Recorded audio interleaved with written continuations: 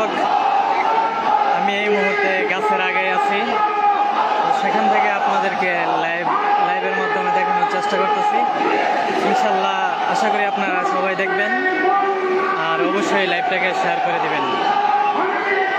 তো আমাদের এই লাইভে সবাই যুক্ত হন আর দেখতে পারবেন পুরাপুরি সম্পূর্ণ মহাসমাবেশের লাইভ ইনশাল্লাহ।